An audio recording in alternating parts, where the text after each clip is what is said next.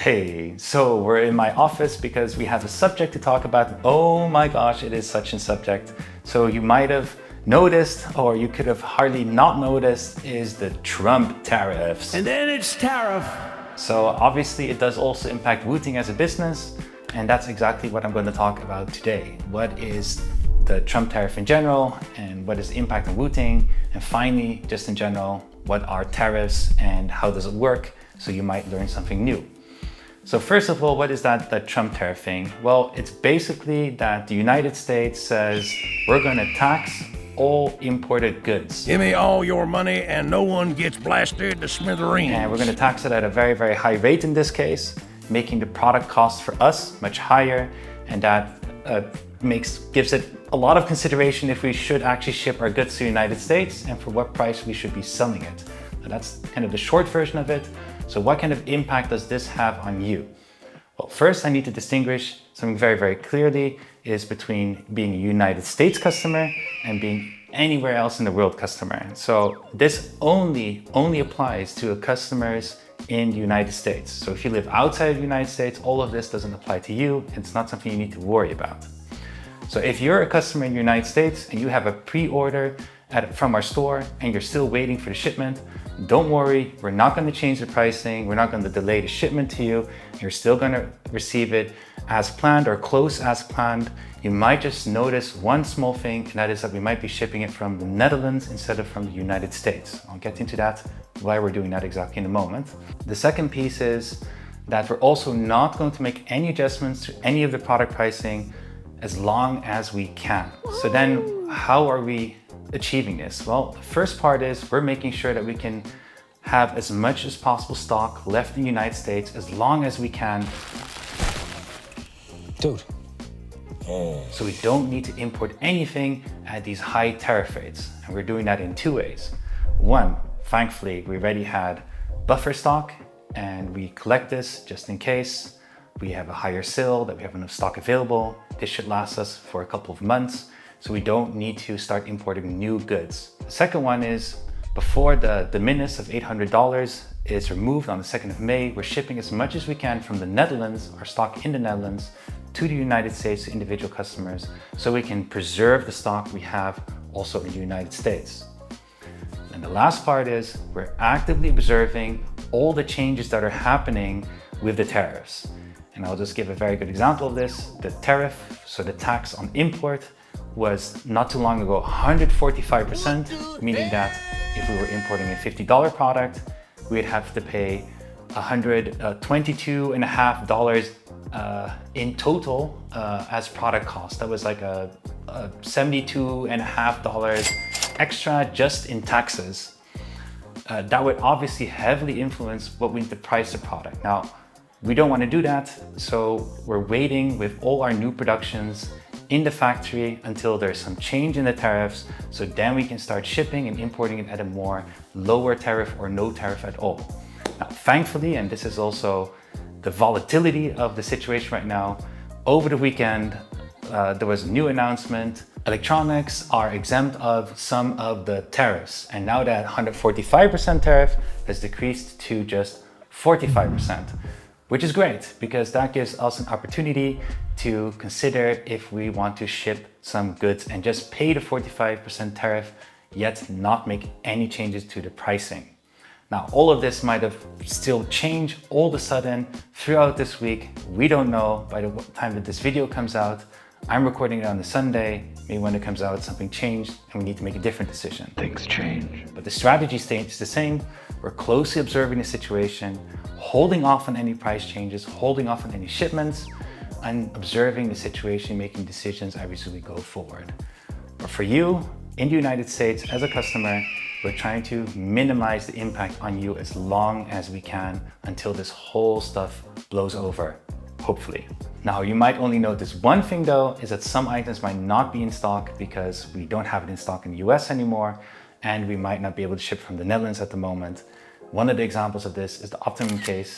We obviously cannot import it for the tariff. There would be absolutely no margin left anymore and we'd be making a loss. So that's just one of the disadvantages, but we'll see. So You might have the question, hey, Wooting, didn't we kind of see this already coming back in 2016 or so and 2018 when Trump was president and he was already starting to do these things and it was still there, and why have you not anticipated on this? Very good question. Actually, we have been preparing for this. It's just very difficult to believe exactly to what extent this might be happening. And I think the extent on which this is happening right now is kind of beyond something that you could have imagined was possible. And so in the meanwhile, we're preparing for this scenario. We have been establishing different places where we can produce our products. I did not want to do that in Vietnam. I did not want to do that in Malaysia or in Thailand. Actually, I want to do that in Taiwan. But that's a whole different subject that I'll get into some other time, but it is definitely something that we've been looking into and trying to build towards. If you would maybe ask the same question to some other businesses, especially small businesses in the United States that 100% depend on importing from China, man, I feel really sorry for them because this is such a complicated and such a difficult subject. It's really, really difficult for a lot of small business owners to suddenly move their production from China to any other country. And usually that's already because of two reasons. One, all the facilities for producing that particular product is all available in that particular area in China. We have the same with keyboards. There's a lot available around Dongguan area, a whole network of keyboard makers. Two, you need to produce in low quantities. So if you want to do low quantities locally in the United States, it's going to be a lot more challenging to find your manufacturers to manufacture this for you. And the same kind of counts for any country that is actually not really producing that particular product or doesn't really have a well-developed industry in that category. In fact, I would say that for a lot of small entrepreneurs, small businesses, to able to start their business and actually launch their idea, China has always been a very great country to have a low fixed investment cost and to produce in low quantity to get your idea running and then eventually get to a skill in which you can mass produce at a more reasonable rate that is more applicable in other countries. So it's really unfortunate for them because this can really, really kill their business if they can't get their stock into the United States or at such an incredibly high cost that they need to increase their prices and lose their competitive edge from these big retailers that don't suffer those consequences that fast. But I also see a great opportunity for small businesses that are locally producing their products or importing in bulk, competing against Chinese brands that are selling from Temu or any one of those platforms, sending products for real cheap overseas to the United States under the $800 value point. Because if you're able to ship under the $800 value point, that Chinese seller doesn't need to pay for the tariffs, doesn't need to pay for any sales taxes basically, or any tax at all, and you can import it at a very, very low price. Well, that local reseller, that local small business would import it through freight and then would still need to pay those taxes and will eventually have a higher cost. That's also a bit of a different topic, but that's my short take on it.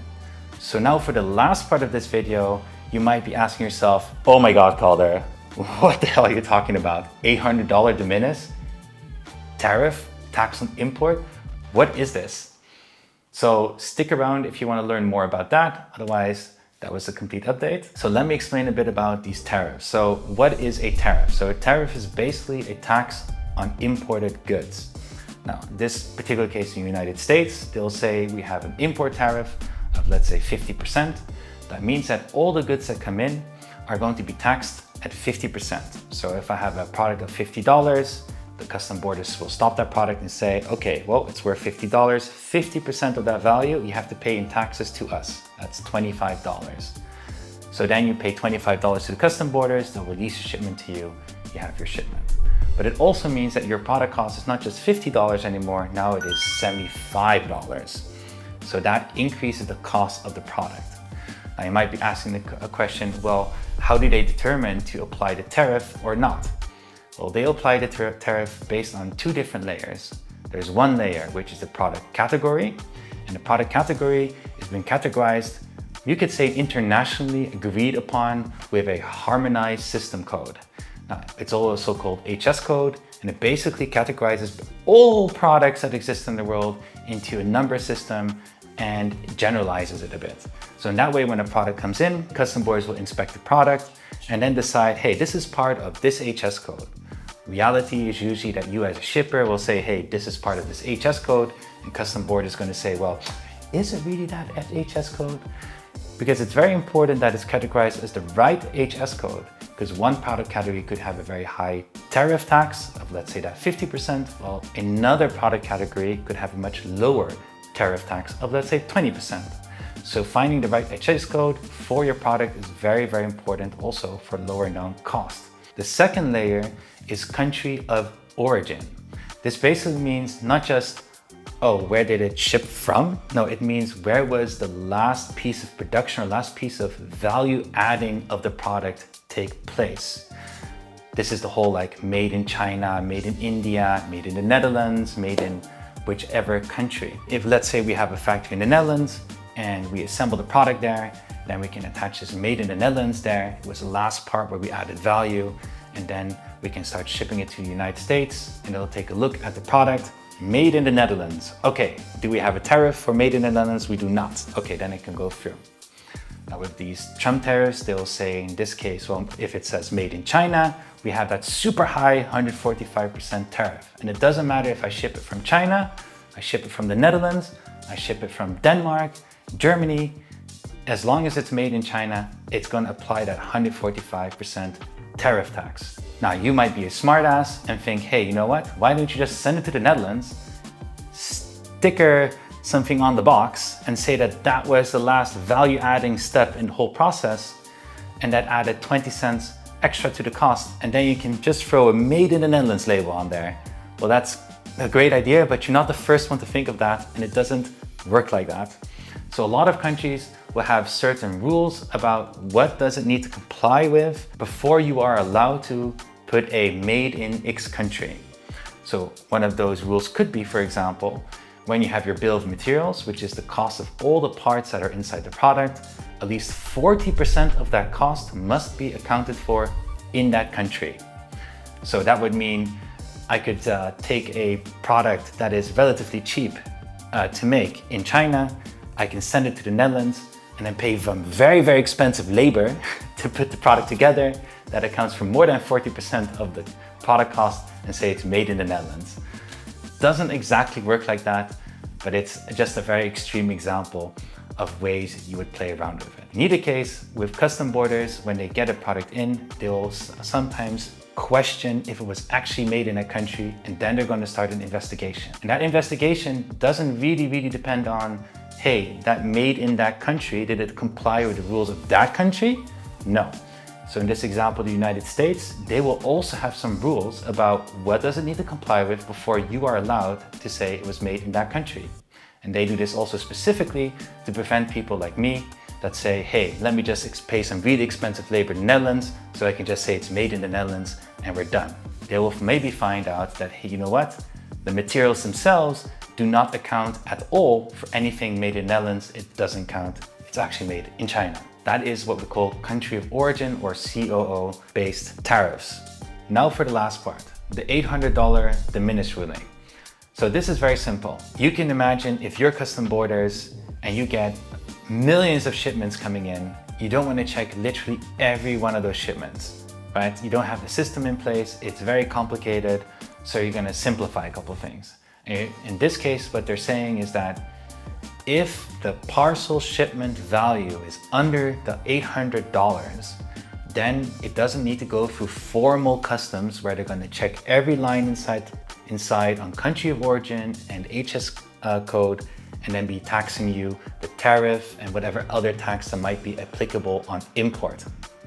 What they'll say instead is it will just go through an informal entry and it can just go straight through and not need to be taxed at all.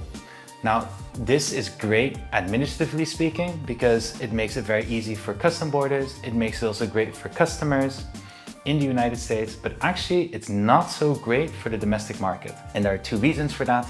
One is that you could be a foreign seller selling products that are less than $800 or have a combined value of less than $800, not needing to pay local sales taxes in the United States, not needing to pay those import tariffs, and then basically only having that piece of shipping cost in addition to what your local competitor in the United States would have, which could be much lower than the other two items. So competitively speaking, not so great.